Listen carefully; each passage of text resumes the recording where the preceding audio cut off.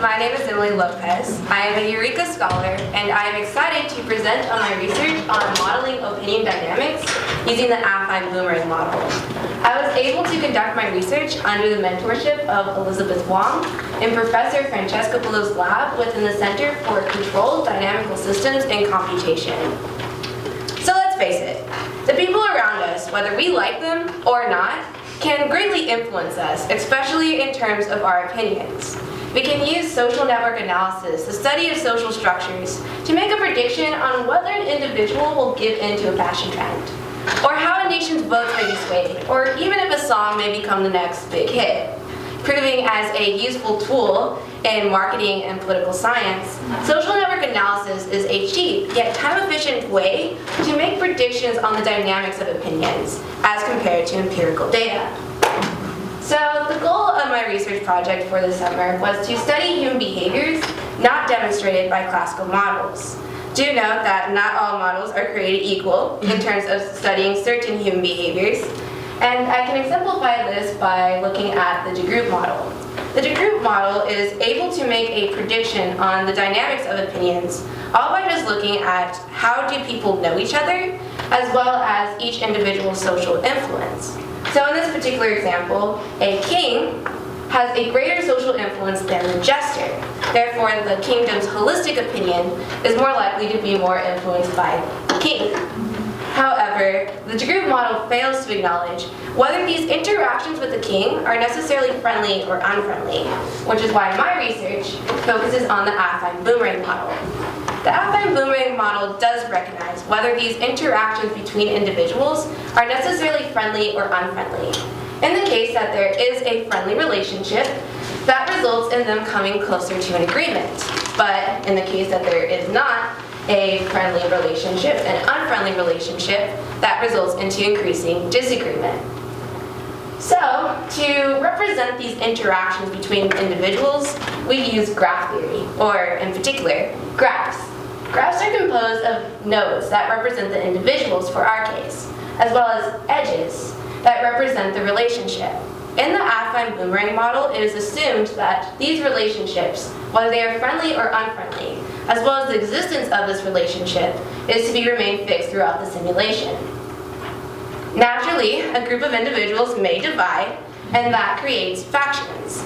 We describe a faction as a group of individuals who have a friendly relationship. As we see here, there are two factions. So, now let us apply the affine boomerang model on these three individuals' opinion on an important social matter, whether they like cats. So, it is assumed in the affine boomerang model that every individual has an initial opinion, which is represented by x of 0, with the person's name as a subscript, as well as a degree of attachment to their initial opinion, represented by the variable a and the person's name as a subscript. So let us look at John. John, he hates cats, wants nothing to do with cats, but he is moderately minded. But then there's Sally. Sally loves cats, crazy cat lady, but is closed-minded. And then there's Bob. He likes cats, but he is open-minded, being very influenced by those he interacts with. And it is assumed in the affine boomerang model that two individuals are to interact with one another, and the probability of them interacting is based under a uniform distribution. At each time they interact, they are to update their opinions, but depending on the type of relationship that is occurring between the individuals, determines how they update their opinions. So, for example, say Bob and Sally are to interact with one another. Because they have a friendly relationship, they are to update their opinions using a weighted average. By this, I mean that Bob will weigh in his previous opinion, as well as Sally's previous opinion, in creating his new updated opinion at time step 1. Sally is also to update her opinion in a similar time fashion. However, the amount of weight that they give to each of their opinions is dependent on their attachment to their initial opinion, which can vary how much they change over time. And we can represent this graphically on a graph where the horizontal axis represents time, and the vertical axis represents their degree of their opinion, whether they hate cats or love cats.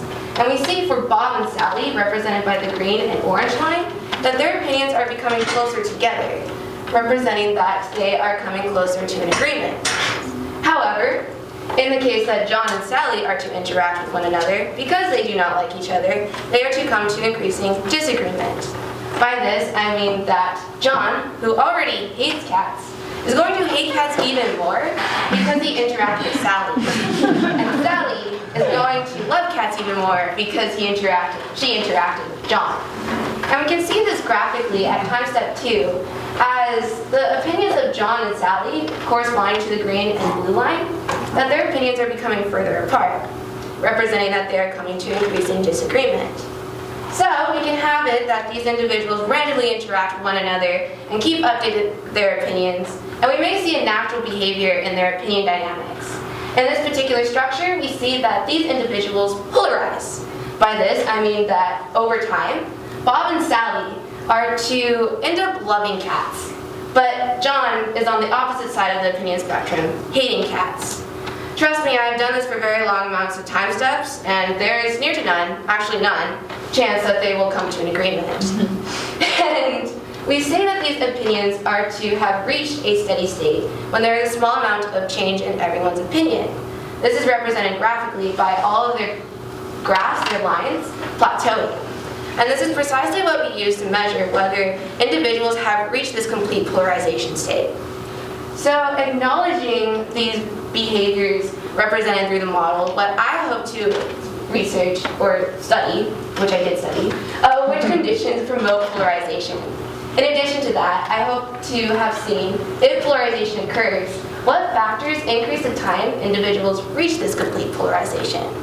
And the way I studied that was with star graphs and cycles, omnipresent social structures that are in our social lives.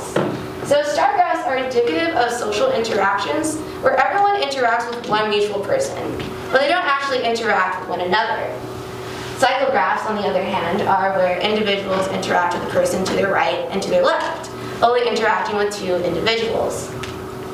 And do notice that star graphs do not have cycles, therefore making them structurally different.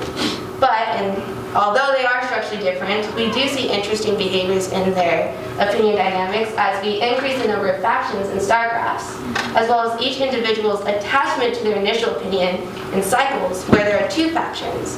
But we've started our conversation with star graphs of 9 individuals. In terms of our simulations for star graphs of 9 individuals, we have it that everyone is assumed to be moderate-minded. In addition, the initial opinions of every individual is to be randomized. We study the behavior of opinions as we increase the number of factions. So, in a perfect world, it would be nice if everyone could just get along.